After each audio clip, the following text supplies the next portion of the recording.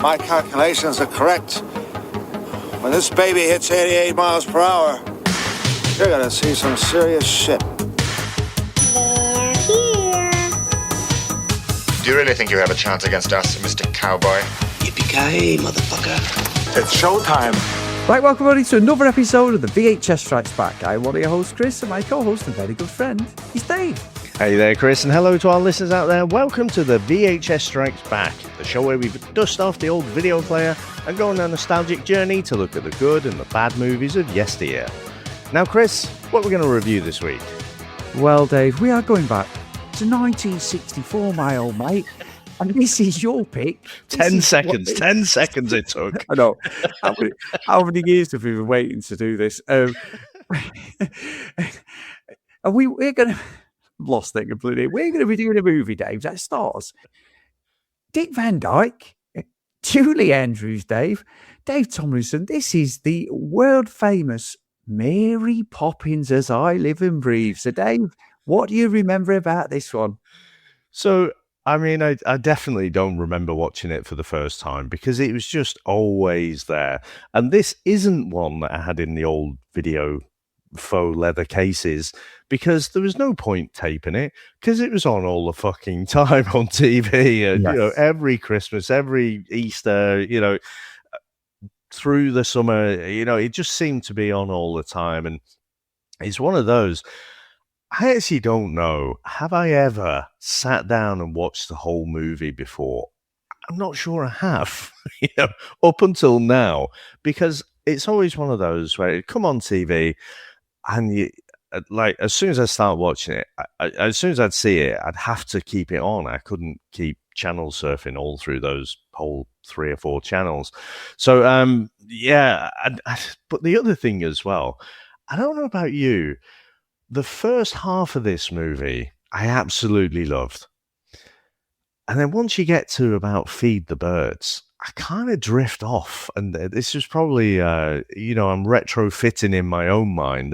Maybe there's a bit of ADHD there, but it kind of loses me. So I know the second half of it, much, you know, less than the first half. But yeah, just absolutely loved it. You know, the songs were so good and, you know, I've got a different opinion now about some of the characters than as a kid, because obviously as a kid you identify more with the other kids, don't you? Unless it's the fucking railway children. And but yeah, I wanted to at some point tackle this one because, like I say, even though I didn't have it on video, it was just there throughout my whole childhood, and yeah, yeah, can't wait to talk about it. But how about yourself, Chris? You stole my thunder. So even I'll go into about the movie, but what you said about the movie is something that I have watched this movie hundreds of times as a kid, hundreds of times. However, once we get to the hour mark, which was after the animated penguins, yep. And the same, I just felt it went a bit dark. It's interesting. Anyway, we'll talk about that when we watch it. When we review it. But what I would say is, this holds a massive place in my heart, Dave. When you picked it, I couldn't believe it, and I must admit, I'm thinking about my next pick now. It's like I've got some classics up my sleeve, which, you know, they might not mean anything to other people. I think for me as a kid, mean a lot. Mary Poppins was a movie that, as you say, was always on TV. It was re-released all the time. I hated Sound of Music. Whenever I see it, it just pisses me off when I watch Sound of Music, Dave. But that did come after this. Julie Andrews got the part at Sound of Music off the back of this. Yeah. So anyway, used to watch it with my mum, loved it. My brothers, sisters, used to go to my nan's in Old Trafford, watch it with all my cousins. So I say we had like this carousel of videos. It was like James Bond, Superman, which Superman 2 always had the little mark on it, so you knew it was Superman 2. Then you'd have Indiana Jones. Like I say, never really watched it, never watched it properly till we reviewed it because my cousin loved it. But there was just always this run of movies we'd watch because there was fuck all of Star Wars always on UK TV, unfortunately. Fortunately, but then it got to the point where I've seen them all now, you know, over and over. It was just constantly on a loop. James Bond more than anything. But Mary Poppins is such an important movie as a kid. I loved it, Dave. The musicals, like I said to you, as much as the way I am now, and action stuff and comics and Marvel things and all that's DC. I loved musicals, Dave, when I was a kid. I probably should have, maybe it's why I'm quite an extrovert. Maybe I should have been on stage, darling, doing all that. But I loved it. I loved watching like Singing in the Rain, Mary Poppins, even stuff like West Side Story. Even watching now, it's pretty terrible. There was loads of films that I watched as a kid, South Pacific, mainly because of like my grandparents, my nanas more than anything. They loved the musicals, whereas my granddad's wanted war films on and stuff like that. But yeah, when you picked it, I was so happy. I was proper beaming. If there was ever a feel-good movie, it's Mary Poppins. And one that I think for us, growing up, was just, it was on telly as much as anything in the summer holidays or anything. So you always, and I never didn't watch it, but always did have that thing of the second part of the movie got a little bit dark. And then in 2018, sorry, Christmas Eve it came out, so it was going into 2019. Me and Sam went to the cinema to watch the Emily Blunt version, the newer one. Oh yeah.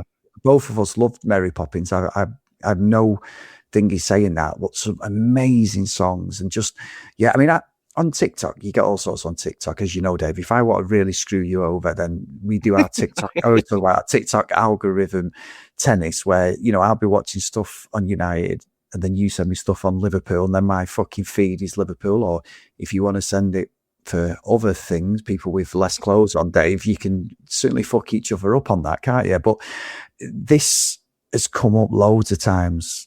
Mary Poppins, the TikTok stuff. There's loads of people do musicals, the singing, and I'll always watch them, Dave. I know it's stupid, but it's just one of them movies that means a lot to me as a kid. So when you picked it, completely left field, and I've got to think about what I'm going to do next, because I've got a couple in my pocket. I just don't know whether they're going to age, but certainly picking it this week, man. I was so pleased you've done it. I really was. And I think just iconic, absolutely iconic movie. For me, this is the pinnacle Disney movie.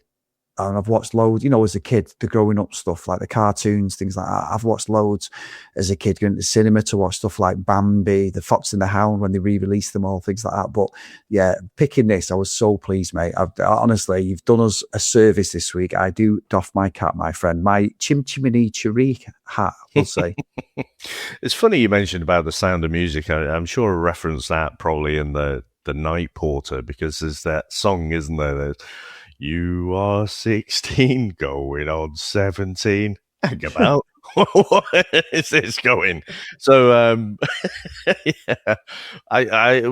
have to do that at some point. I mean, I didn't watch Sound of Music nearly as much as something like Mary Poppins, but it did cross my mind when I was watching it as a kid. Could I be a nun?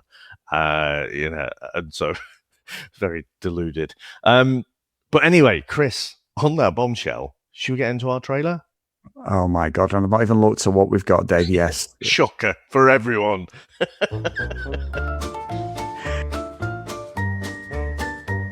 In Edwardian London, where emotional repression was considered normal, and parenting was more of a loose suggestion, one family decided to outsource their children to a flying stranger with a handbag full of nonsense.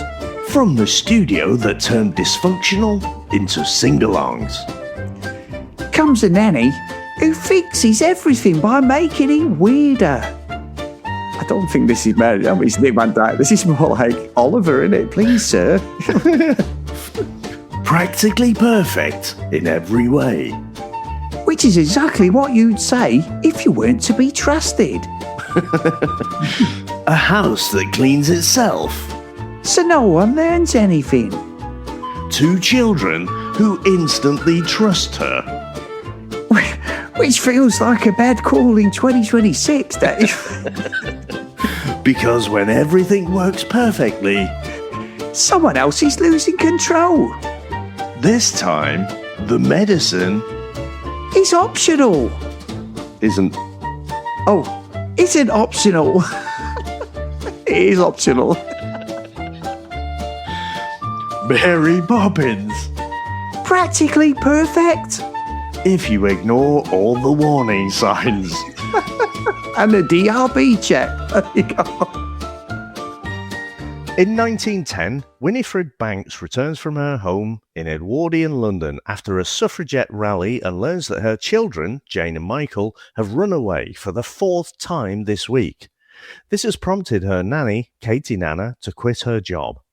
That night, Winifred's strict and ambitious husband, George, returns home from his job at the bank and places a newspaper advertisement for a stern, no-nonsense nanny. Jane and Michael present their own advertisement for a kind, sympathetic nanny, but George rips up their letter and throws the scraps into the fireplace. A strong wind draws the scraps up through the chimney and into the sky. Now, Chris, what do you reckon to the opening of this movie? Well, Dave, if you wanted to hit every nostalgia beat, you've just done it. Because I get like the hairs on the back of my neck listening to that, what you just said, because even watching it as a 47-year-old man, you're watching it and it just takes you back. You want a movie to take you back to like being a kid. And I must admit, Dave, I watched this about maybe 10 years ago, maybe 9 years ago, just before, well, no, actually, no, we went 2018. I think me and Sam watched it just before we went to the cinema to watch the remake. And I'd watched it again, but this time, I don't know what it was, but I didn't realise how much Dick Van Dyke narrates the movie. Really? Mm-hmm. He's the star of this movie. Julie Andrews, he's like he's the support actor, but really he holds this whole movie together. As Bert, he's absolutely brilliant in this. And yeah, and even when Jane and Michael, or Jane more than anything, are doing that, the song, and Jane and Michael Banks. Yeah. But I must admit, what's this? I'm watching the mum with the suffragettes and what she's doing, and then the nannies and all that, and you've got the admiral and stuff. And then I was reading the trivia, and it was like the reason they made the mum part the suffragettes is because she was such a shit parent. They had to give her a distraction, so it sort of resonated with the audience that she wasn't a terrible mum, but she was trying to fight for the greater good, and that's why they needed a nanny, and all that sort of thing. That was the reasoning behind it. But yeah, Dave, it just hits every nostalgic beat for me. I know all the songs, I know every single thing that's going to happen. The admiral, his watch is on Greenwich Mean Time, he's better than Greenwich Mean Time, and all this, Bert's telling everyone to the screen. Yeah, just fantastic, mate. Absolutely. This is what for me a Disney movie was about as a kid. Just total escapism and really, really just good fun more than anything. Everyone's just hammering it up. It's like a stage play. It does take me a while, a couple of songs in, to get used to people just going into song. Like musicals, I struggle with musicals. Like we went to see Wicked, not last Christmas before, and we went in and it was good, and there was some really funny bits of it. It's not my sort of thing. Sam loves The Wizard of Oz and that, so we go and see it in Manchester. But literally someone's like, "How are you?" And then they go, "I am fantastic, yes." And then we get the whole fucking, and every time someone was talking, there was a fucking song. So for about the first, and I remember Jordan, she'd never seen musicals, like she's looking at me going, Dad, what the fuck am I doing here? Sort of thing. And I'm like, and then in the end, she's like, it was funny. And I said, no, well, it needs to be something you're into. The musicals, it's totally different to a movie. Like it's not a pantomime. They play it up and there's jokes and that. So watching this is pretty much like a stage show, innit? The way the stage is set, the effects and that. But I think it's above its time. I think it's above its time, ahead of its time. Especially animation stuff. It's just great. Bedknobs and Broomsticks as well. It's very similar because Angela Lansbury's in that, and he's in it as well, the dad. But yeah, Dave, this is the pinnacle Disney for me. Love it. Yeah, I think they did Bedknobs and Broomsticks, and there was actually a couple of songs that were sort of slated for Mary Poppins that ended up in Bedknobs and Broomsticks, but that was basically trying to capitalize on the success of Mary Poppins. But yeah, I still think, I mean, I do like a musical, but when you talk about bad experiences of musicals, I still think back to that fucking rainy night in Manchester trying to watch Rent. And it was exactly what you said, where, just have a normal conversation and then lead up to the song. Not just every bit of dialogue has to be a song. Now, if I watched it today, maybe I'd enjoy it more, but yeah, it's fucking shit. But anyway, you're right. In terms of just the warm fuzzies, the warm nostalgic feeling that you get when you start watching something, yeah, this hits it absolutely perfectly. Now, the thing is, I probably haven't watched this for 20, possibly even more years. And like I say, I don't think I'd ever watched it fully all the way from the start all the way through. I've just caught it on TV and then carried on watching it at least for the first half. And yeah, I don't recall that much, where Bert introduces everything right at the start. But I'm watching it now, and I'm like, okay, so the suffragettes, nice historical reference there, and you get the songs, and when George starts singing about, the British pound and running a house efficiently and what have you. But the fucking mum, right? She doesn't seem like she's an active participant of the suffragettes. It seems to me like she's a bit of a cheerleader. So she doesn't actually do anything. When George comes into the household, she's like, oh, George. Oh, I'm like, come on, shouldn't you be parenting your kids? Yeah, no, but shouldn't she having a go at George as well? I found that really jarring, that she just basically, the suffragettes and what he stood for, Emily Pankhurst and that, you'd think she would be stronger with George, wouldn't she? George comes in and everyone thinks he's this stoic, like he's the boss of the family and all. He's singing away at George as he comes in. But as soon as he comes in, she just goes back to oh, of course, George, of course, and it's like, that doesn't, I don't know what you did, but I don't know whether, just as we're getting up, that doesn't go with the character. It's like they're fighting for the good fight, so women get equal rights, and it's about the vote and everything else and all that, and as it should be. But then as soon as George comes in, she's not scared to be as flamboyant or as honest as she is when maybe because it's all women at the start, the maids and everything and all that. But yeah, I don't know, that doesn't sit well with me, because the mum just looks like a bit of a fucking grifter, to be honest. Yeah, and like I say, that's the thing. She doesn't come across like she's an active suffragette. It seems like, it's the latest groovy thing to be involved in, and she's just wanting to be part of the club as on the outskirts, like a cheerleader, because she doesn't behave in that kind of activist way at all. And so I think that's what jars with me. And Chris, I'm going to give you a revelation here, right? Mr. Banks is not the perfect person, but I identify with Mr. Banks. Right. Now, part of this is probably from my previous marriage, right?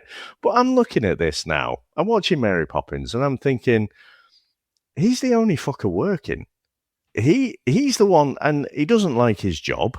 It's not a particularly fucking fun environment, but he's out there busting his balls every fucking day at the bank, which pays for your cleaner, which pays for your cook, which pays for your nanny, which pays for your fucking suffragettes, protests and whatever.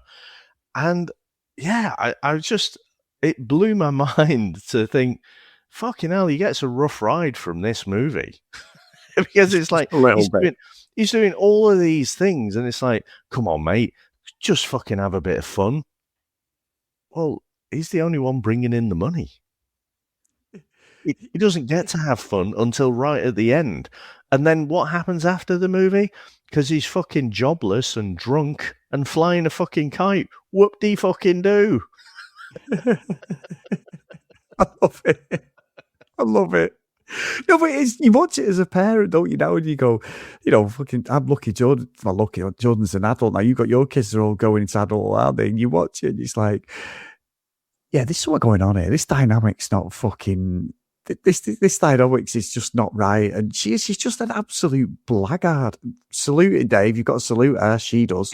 But the songs are iconic as well, aren't they? I think it's only as you get older that you go, actually, yeah, it's fucking not right. It's not, it's not perfect sort of thing. But and George as a person, he's playing this like strong-willed character, and he's a finance guy at the bank. Even when the admiral's talking to him, and he's like, "How's things at the banks and all this?" And he's like, "Yeah, great." And then he's going, "Banks, there's a storm coming," and he just ignores him. But once he gets in his house and he's singing, he is just a soft ass, isn't he, really? He's got a conscience, but he's playing this sort of like bit of a dick dad, and he thinks he should be this way, but he doesn't need to be that way. And I think now watching it, you can see that basically it's set of its time, isn't it? It's like the early 1910 it is. Yeah, 1910, early 1900s. So it's different, before World War One.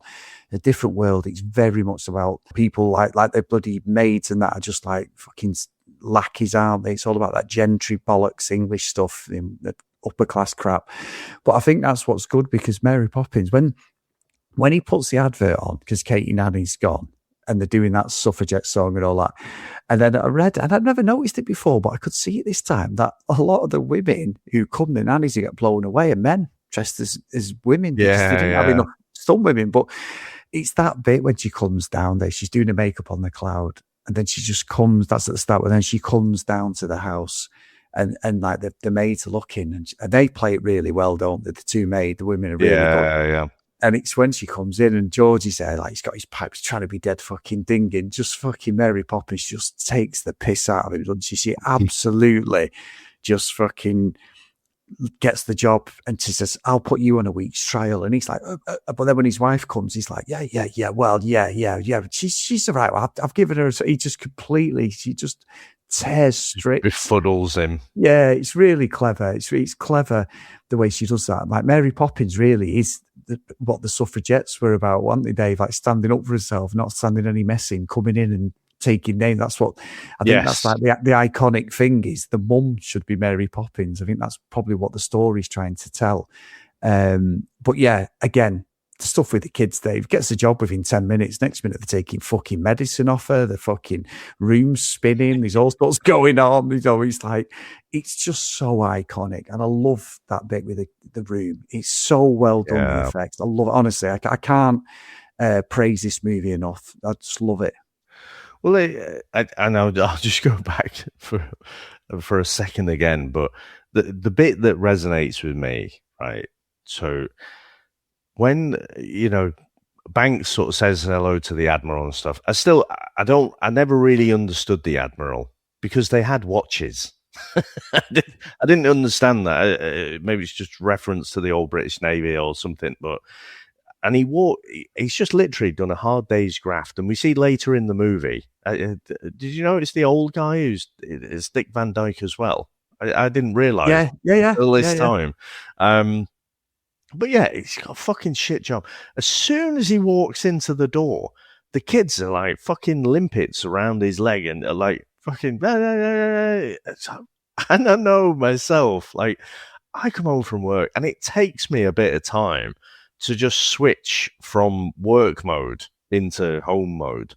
And it's like, can you just give me 5 minutes, right? Just leave me alone for 5 minutes and then I'll be present. But I mean, your brain doesn't work that way. It doesn't switch from one mode to the other so quickly. So that was another tiny little bit that just jumped out of the nostalgic bit into just hitting me with the real life equivalent. But you're absolutely right. Mary Poppins sort of wraps him round a little finger. But I always had a problem as a kid, and I feel like I watch it now. And what they asked for in the letter was someone who's a bit of a pushover as well, just really, really sweet and nice and kind and everything.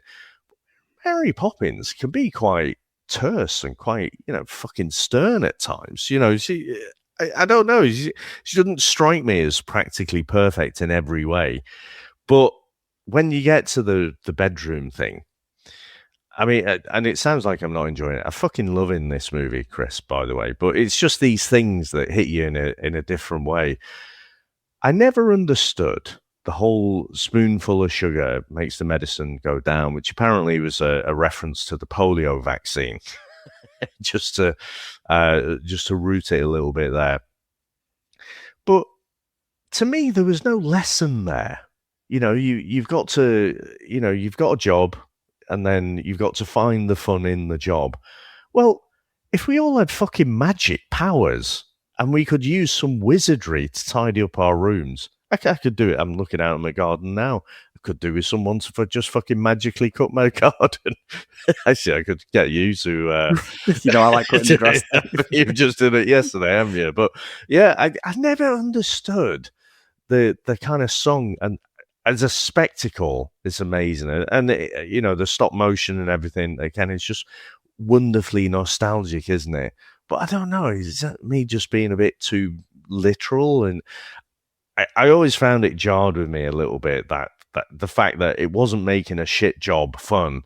it was making. I mean, Christ, if you could magically tidy up your rooms, every single kid in the world would find that fun. It's like, fuck me, you're fucking magical. Everyone would, you're right. Yeah. Is it just me that found that weird? No, but Dave, you're ruining the moment here, because the escapism of Mary Poppins, and you're right, I think you're right, the curtains, that she's really like to the point, isn't she? She's a bit uptight, a bit arsey through the movie to the kids. But I think what's sad, and you still get it now, you get like, especially celebs who have nannies and all this sort of thing, don't you? And these people bring their kids up for them, don't they? But then you'll get the picture moment where they're all there as a family, and it's like, oh, a great family. And it's like, yeah, but they've not had to do anything. Mum and dad have just basically been in the other room fucking probably shagging all day while the fucking nurses fucking sorting the kids out, that way, the maid. It's just fucking, it's the way these things are, or the way it was perceived as a kid. But I will say, Dave, when we get Bert in, I love that dynamic. So she starts off a bit arsey, Mary Poppins and all that, but I love the way like he draws her, doesn't he? And he's like, I know that. And he's fucking doing his thing. And when he's doing his one-man band thing at one point at the start, that's fucking clever. Yeah. He's doing that. He is doing that. He's a very clever guy. He's 100 years old, Dick Van Dyke. And he still goes to the gym, Dave. He's got Mrs. who's about 50, so he's obviously, there's still some old going, the old guy there. Hopefully I'm at that age, Dave, still been able to, pull the old turbo dick out when I need it. But he's probably Viagra'd up to fuck. But he's still there and does bits and stuff. I think he has a bit of a wheelchair for some walking, but then he'll get up and he still walks about and he does the gym. You see him training and stuff. But he is this movie for me. And you said about the old guy, that the Jane and Michael, they didn't know it was Dick Van Dyke. They thought they thought it was an actor, an old bloke, and they were scared he was going to fall over. They didn't like him. They didn't tell him till they were filming who it was. But for the first few scenes, he convinced them, that it was someone different. And then also, I believe he canvassed for the position, and he had to get the position. He said he'd do it for free. They made him donate money to a fucking Walt Disney charity to play the old bloke. It's just like, okay, I don't know how that works, but he's certainly been shafted. So, and I was reading as well in trivia, I know you've probably done the same, but like people like Danny Kaye, who's in, he's in Singing in the Rain. He's better. Not Danny Kaye. So not Danny Kaye. Donald O'Connor's one in Singing in the Rain. Danny Kaye's the same. He thought he should have played Bert. He thought he didn't do a good portrayal of him, but I think he's absolutely brilliant. I just think every time he's on the screen, he takes everything away from Mary Poppins, and it's the way he's trying to win her over, and that scene when they go through the picture, Dave. I love that. I love that, the animation when they're in that whole thing. The only thing that's bad watching it now, though, is the fucking fox hunting. And even George Banks goes, I don't mind a bit of fox hunting later on. And it's like, oh, that's not aged very well, is it? The fucking all them upper class wankers, Dave, and they still do it now, don't they? But should take one of them off the horses and let them get chased by the fucking dogs. But anyway, that's just my opinion. It's also interesting because it's all very British, isn't it? Shot in Hollywood, but they're supposed to be very British, and they made the fucking fox Irish. I mean, that was a choice, wasn't it? I'll take this all on. I'll take that fucking.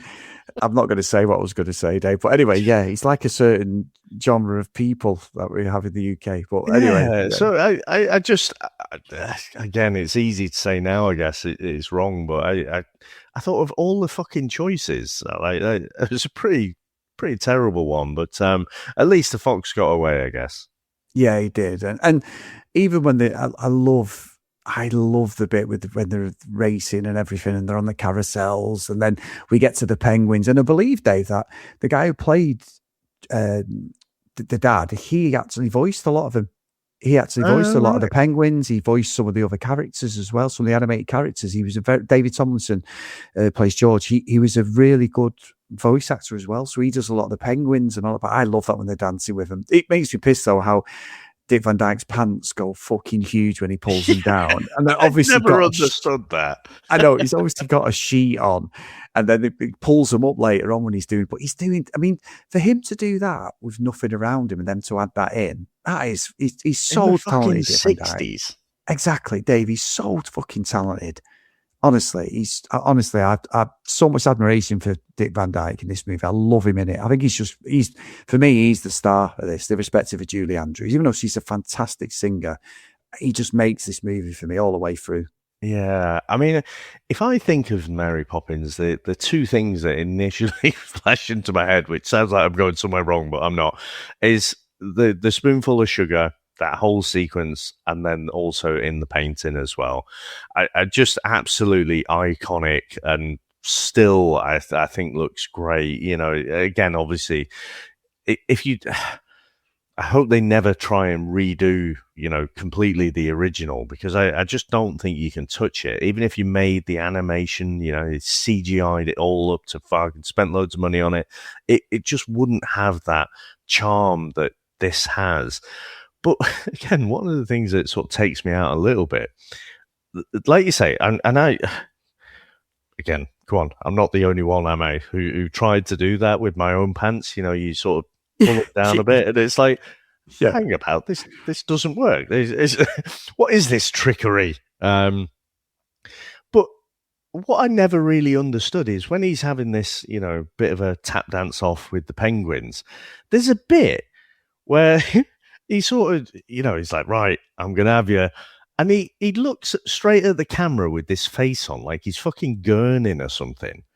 And then it shapes up as if he's going to do something like fucking big. And then he just does a little skid.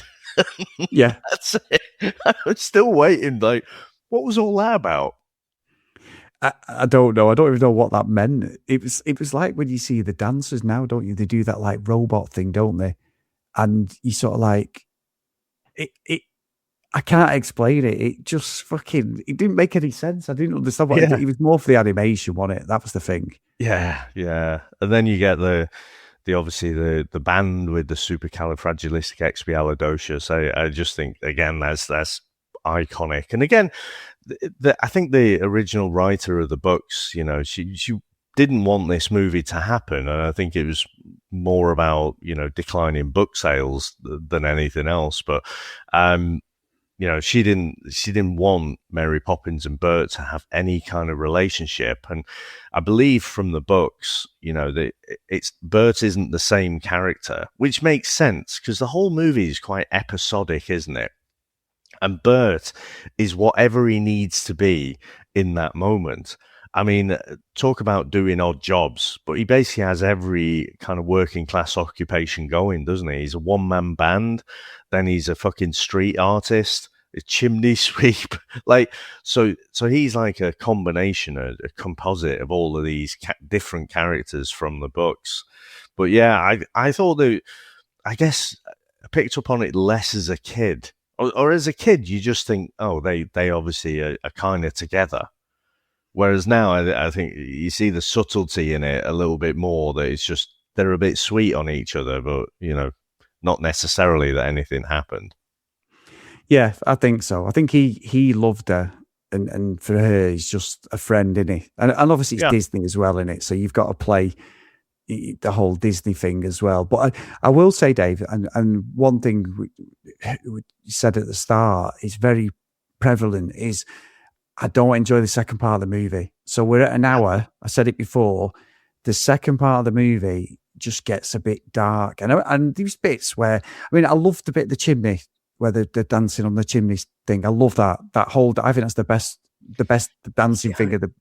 It's already lost me at this point. So for me, the supercalifragilisticexpialidocious song, that's it. That's when my attention goes, because they get rained off, don't they? And then they go back home. It's an amazing effect. I still don't know how the fuck they did it, where she's just pouring out the medicine and it's different colours. And apparently, again, they didn't tell the kids. It's the fucking 60s, is it? Why would they?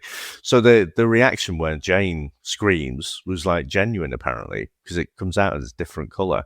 Ah, right. Oh, that makes sense then. It's not like some animation that's added on top or anything. It's genuine. I'm like, that's fucking clever, that is. But and she does the stay awake, and that's it. I'm gone then, mentally. I that's almost the end of the movie for me. But obviously, watching it this time, I had to stick through it, you know. And again, my previous kid self would have probably wandered off and started doing other things, and then, might have drifted back into the movie a bit later on. But we talk about the the first bit of the movie. You obviously remember where you're introduced to Dick Van Dyke's Australian Cockney accent. It's like, "G'day, Mary Poppins." But honestly, I don't think I'd noticed it before. I think the worst line is just before that song that you talked about, the Step in Time. Because the way he delivers it is just like, "Step in time, step in time." And I'm just like, what the fuck is that? And I did see there was a quote from him that he was interviewed, and I'm sure he must have had so much shit over the years. I think he probably feels worse because of that about his performance, but I'm with you. I think it's just part of the charm of the movie, the fact that his accent's so comically bad. But I think that is the worst line in the whole thing, or delivery of the line, at least, in the whole movie. Yeah, his accent is fucking awful. I can't even deny it. His accent is just, because he's American, he's trying to do the English. It's like when we always say we watch these movies, don't you? And the English are always like fucking posh English people, aren't they? When we've been watching Friends again, and you get Fingy's mum, that Emily's mum and dad, and obviously one of them's Jennifer Saunders, and she's doing a bit of a posh accent, but she's taking the piss. And then you've got the other guy who's just doing the whole Hugh Grant accent, that whole fucking upper class bollocks. And he does my head in, that Dave. He does my head in. But the fact that Dave Van Dyke's just had no vocal training or anything and just gone, what? I'm just going to do a Michael Caine through the whole fucking movie. That's the bit that I was getting to. So apparently he did have like a vocal coach who was apparently from Yorkshire.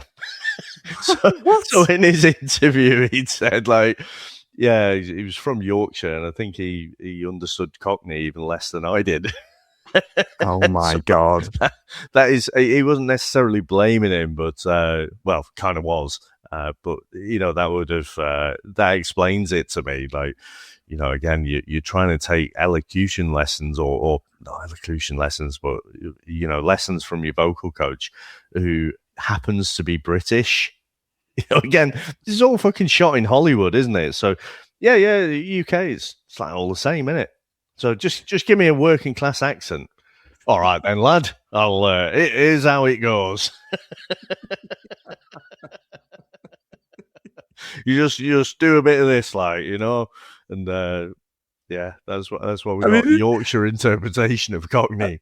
And this is even before the fucking Michael Caine, the what's he called, the finger job, the Italian job. So it's not even it's around this time, but he's just pure Michael Caine, isn't he?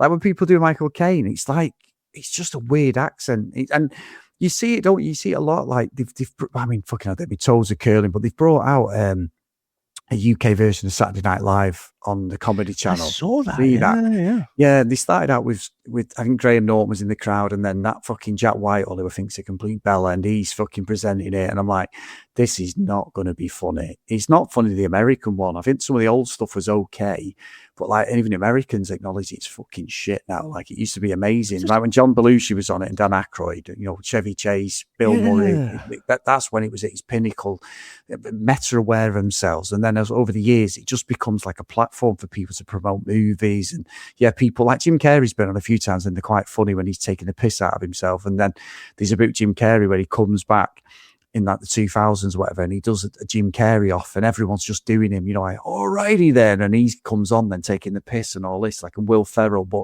I think it's like the English, the way they portray us, it frustrates me. As much as I love America, it's like you don't get it. Like I said, how many times I've been in Vegas, Dave, and the amount of people come up to me and go, "So you're Australian?" No. And I don't sound like a Cockney, which is the closest to Australian accent. I'm from the north. I sound nothing. I sound more like fucking, probably to then Sean Bean, Dave, but they think you're Australian. And I'm like, I'm English. Where? They don't get the regional stuff. So it's like us with America. I've spent a lot of time in America. You have more than me. An East Coast accent, New York, Boston, Chicago, you can sort of tell when someone's from that, especially New York and Boston. But then that California, I couldn't tell even now. That side, the West Coast, I couldn't tell yet at all. So it's interesting how that portrays. We've talked about it loads of times on this podcast with English people, but yeah, it always bugs the fuck out of me. Yeah. But so I mean, getting to the step in time, I think I did enjoy it now, and I didn't pick up on obviously again, you wouldn't as a kid probably, but there's a moment. I think it's George gets a bit of chimney soot on him or something, and then someone says like, "Oh, that's good luck." Apparently, that was a thing. Like if you got a hand shaken by a chimney sweep, it's like good luck. That's because they all fucking died. And so I guess the idea was, that all of their luck, if everyone starts off with the same amount of luck, well, the chimney sweeps are really unlucky because they all die really fucking soon. So you must have absorbed their luck, I guess, was the theory or something. I'm like, oh, well, that takes the shine off, that particular little line there. But the other thing I didn't pick up on is the whole fucking concept of a bank run. I mean, do you remember, cast your mind back to like 2008 when things like Northern Rock were going out of business and you had queues of people like around the corner because they wanted to get their money out of the bank. And that, as an adult, that was my first experience of something like that. Well, fucking the old fella trying to nick Michael's tuppence, started a whole bank run. And again, I know I've seen the scenes in the past, but just I didn't really understand what it was back then. I didn't realize the whole concept of it and why that would lead up to George losing his job or whatever. I just thought that was interesting watching it with a completely different perspective. Yeah, I agree, and I think like Dick Van Dyke, he's horrible, isn't he? You can disassociate him from Bert. Completely disassociate him. Like he's not the same character. He's completely the opposite of Bert's character. And I think that's what stands out more than anything is that he's just horrible. And the kids were obviously fucking scared in real life because of him. But yeah, that whole bit, I just think it takes, you get the guy who laughs, don't you, first as well, and they're doing that laugh thing and they're not, depressive fucking Uncle Albert. Yeah, there's all sorts of stuff we could talk about there, but yeah, just really, really strange. And it's funny, and they're laughing about it and everything. But then when you actually sort of break it down, that's probably another highlight of the movie. But also, the bank stuff does me head in, Dave. Like you say, the money, what it's supposed to be about, it just does nothing for me. It just really bugs me, and I feel like the movie's almost not a horror, but it becomes really sinister, doesn't it? At that point, Mary Poppins loses a bit of an aura for me, I think. It's not. Yeah, maybe. I mean, she's trying to teach a kind of social lesson, isn't she? About being kind and sharing the wealth and everything, and then you've got the grubby capitalist bankers trying to just nab your tuppence, and again you say about the old fella at the bank, Dick Van Dyke's character there. I mean, it's like proper acting, isn't it? Because you just, like you say, you can completely disassociate him. It's not like what you say about Harrison Ford, where it's basically the same every single time. But yeah, it does just get much darker there. And I can see how these would be like different stories in the books, that are just strung together as like little episodes in this movie. But I mean, that for me, again, it does take a turn because, the kids feel really bad and everything. And like George loses his job. And again, I talk about watching it differently with adult eyes. I mean, it seemed to go on for quite a while where he loses his job. And then you get back to the house and they're all speculating whether he's committed suicide or not.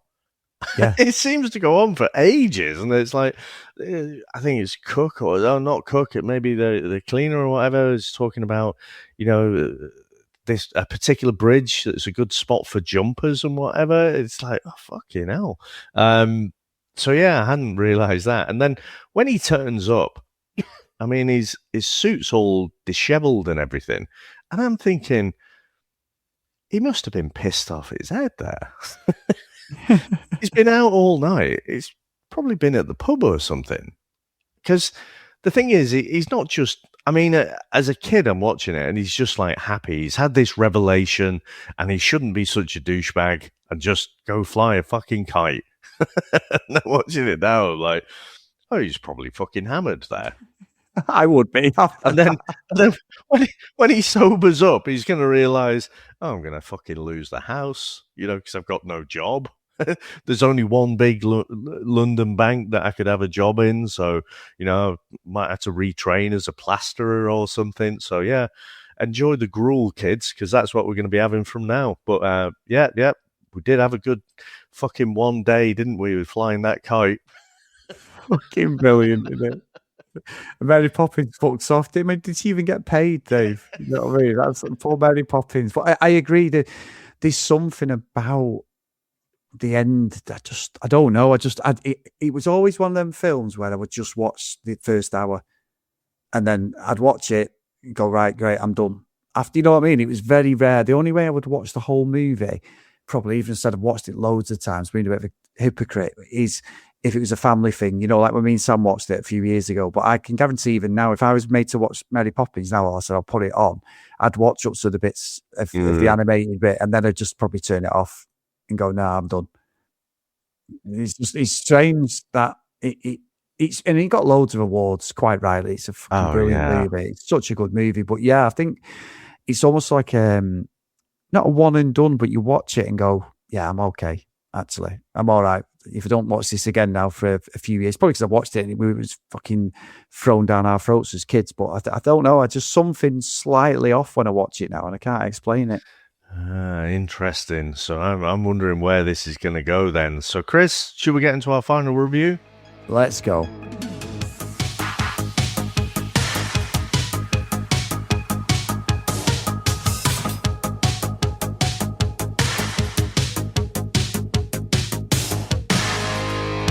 So Dave, brilliant pick, and thank you so much, mate, for indulging on this. I love the fact you picked this. I do, honestly. It's fantastic. It was an absolute iconic movie as a kid.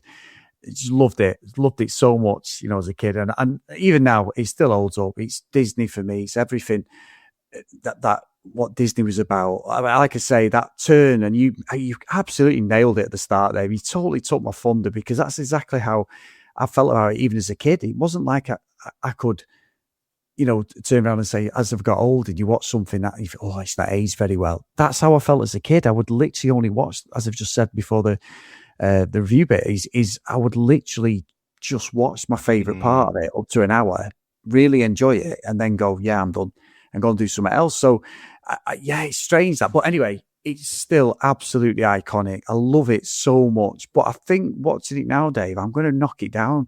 I was going to put it in Cloud City, but I think I'm going to put it in Pleasantville. It's still a fantastic movie. And, anybody who's got kids, it's made from the 60s. It's still an enjoyable musical extravaganza, really. And more than anything, as I said a few times, Dick Van Dyke, for me, steals the show. He's absolutely class in it. I love him in it. I think he is the real star of the movie, and he doesn't give himself enough credit for what he actually contributes, because he really drags it along. But yeah, great songs, iconic moments, just a great, wholesome movie, Dave. Interesting. I thought you might mark it down a little bit there, but what I would say is, and I remembered this from last week, I was misremembering. When we get into the feed the birds tuppence a bag, and you got the bird lady there, I was misremembering that as being the kind of bird lady in Home Alone 2. The Piers Morgan lookalike. Oh, out of Casualty. She was out of Casualty, yeah. So I was just completely misremembering that.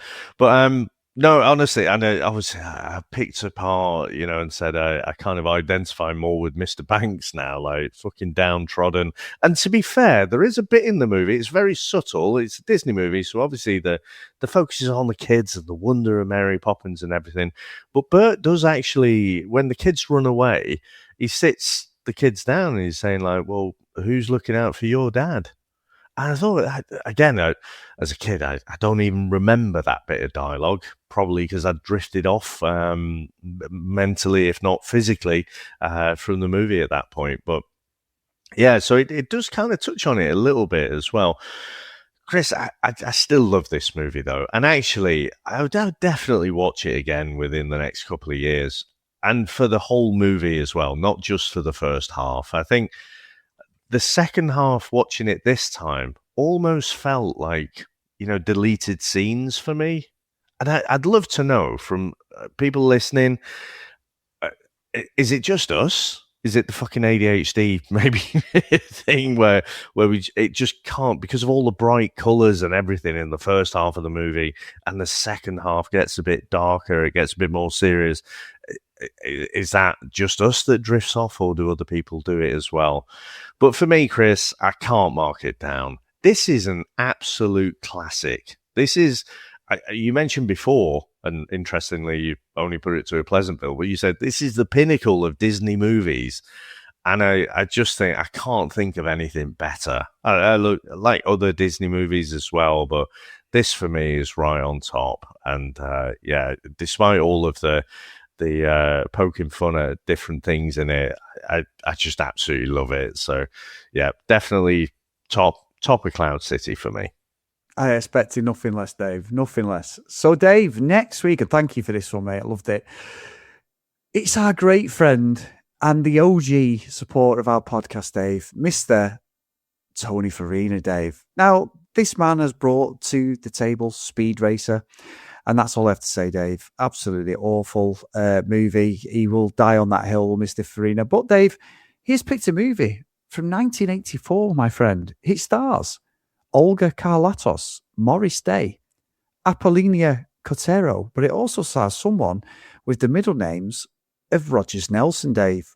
But his first name is what everyone will understand when I say this. His first name is Prince, Dave. So we are going to be doing Purple Rain from 1984. So to the trailer.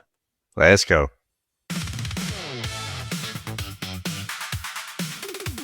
Prince in his first motion picture. And last, probably. You know what? I like Prince stuff a lot more now than I did in the 80s. I do. He I just didn't appreciate it at the time. No. Dave, I'm going to be controversial. Yeah. One of the top 5 guitarists of all time. Yeah, I don't think that's controversial at all. I think it's amazing. Everyone says it. Clapton, everyone. Yeah. He's unbelievable and he can play every instrument.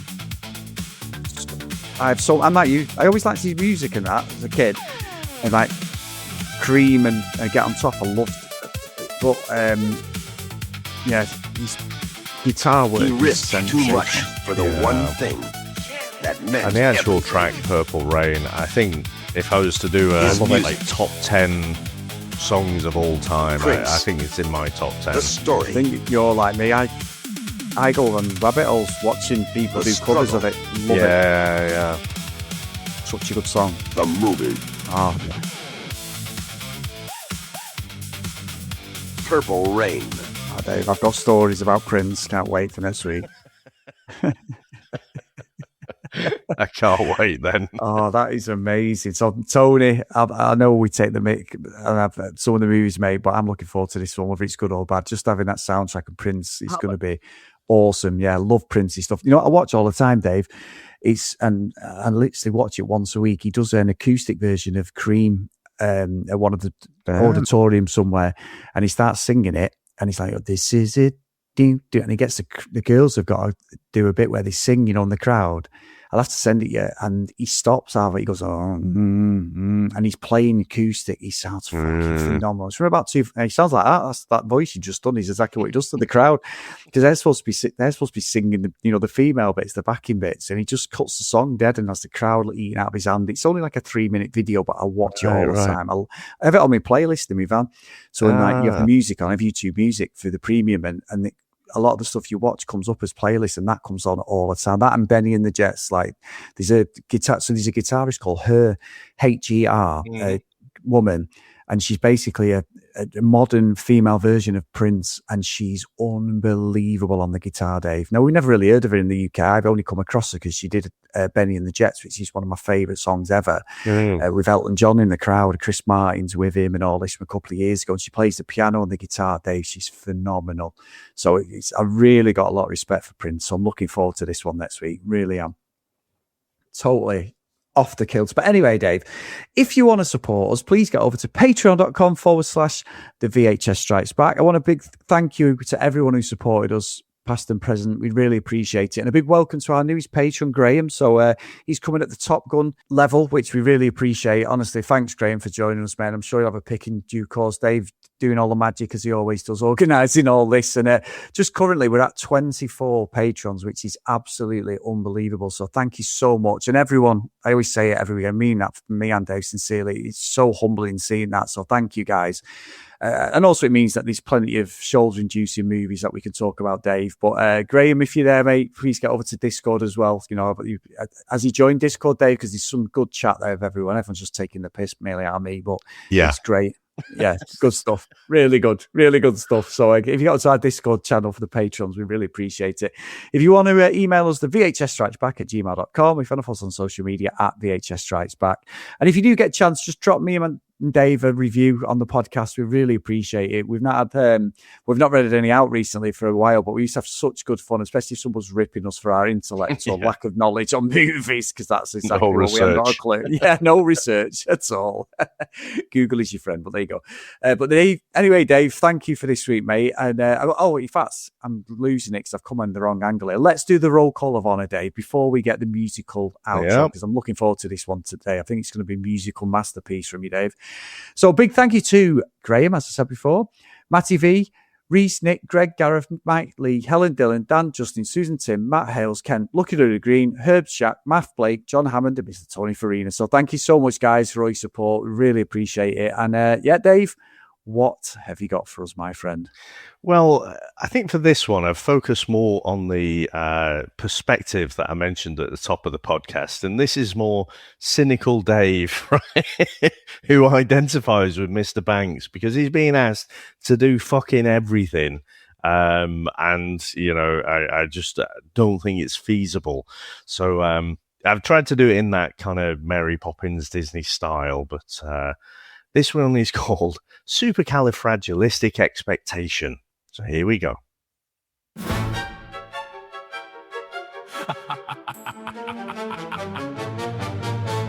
Chim, chim, cherry, chimney and grind. Up before sunrise, last one to unwind. London keeps moving, the pressure won't stop. He carries the weight while the world sits on top. Briefcase and this is fucking Andrew Lloyd Webber. Trading his time just to keep them okay. This is a proper musical song. Comfort, the bill's always paid, but somehow he's cast as the villain of the day. It's easy to judge from a whimsical view when you're not the one holding it all together for you.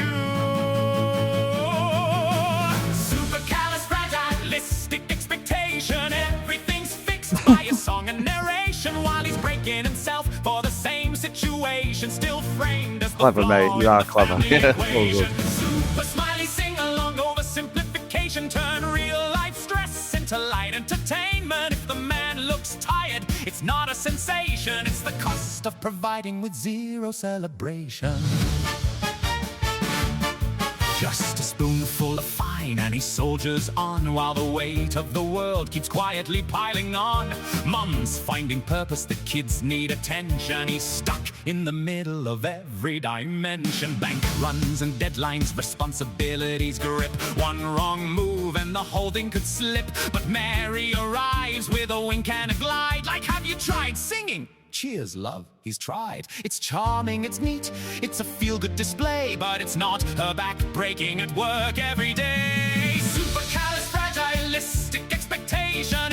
Everything's fixed by a song and narration. This is really good. Himself for the same situation, still framed as the flaw in the family equation. Super smiley sing along over simplification. Turn real life stress into light entertainment. If the man looks distant, it's not detachment, it's exhaustion disguised as polite British management. Go fly a kite, get a moment of peace from the constant demand that the pressure won't cease. Up where the noise is gone, no targets to chase, just a man and his kids and a smile on his face. Step in time, step in line, play the part. Keep it steady, don't fall apart. Hold it in, lock it down, don't complain. That's the deal when you shoulder the strain. Dance around it, don't say it out loud. Be dependable, calm, make them proud. But behind every fine and every okay is a man giving more than he's got every day.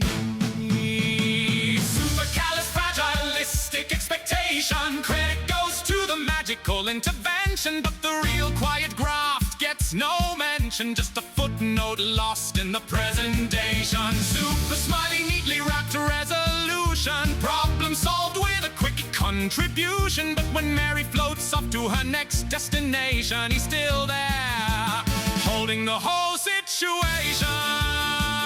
She flies away, job done, goodbye. Off to the next family, drifting nearby. But Brilliant, the this. one who stays through the stress and the grind still has work in the morning.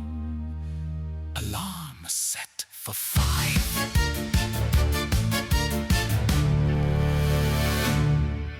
Very good, mate. So there you go, Chris. That is for the VHS Strikes Back musical. If we win the lottery, maybe we'll put together at some point. We had other things like Universal Soldier 2. I seem to remember similar style. But Chris, yeah, obviously my cynical take there. Thank you so much for the chat. I think I'm slightly wounded that you only give it a Pleasantville, but it definitely provided me a lot of joy this week, and great chat as always. Thanks so much to all our listeners out there. Thanks to all our supporters, and we'll speak to you next time. Bye. That's it, man. Game over, man. It's game over. What the fuck are we gonna do now? What are we gonna do? Maybe we could build a fire, sing a couple of songs, huh? Why don't we try that? We better get back, because it'll be dark soon, and they mostly come at night. Mostly. I'll be back. That's not. We came, we saw, we kicked its ass. Wax on, wax off. Get to the chopper! One ring to go. All right. Ding, ding. Bust you up. Go for it. Well, here we go. Ain't so bad. Ain't so bad. Ain't so bad. Come on. Ain't so bad. Ain't nothing. Come on. You must be crazy or something. I'm crazy. You just a stupid. Yeah, maybe you crazy or something. I ain't breathing heavy. He's a fool. He's stupid. I'll see you in 6 months.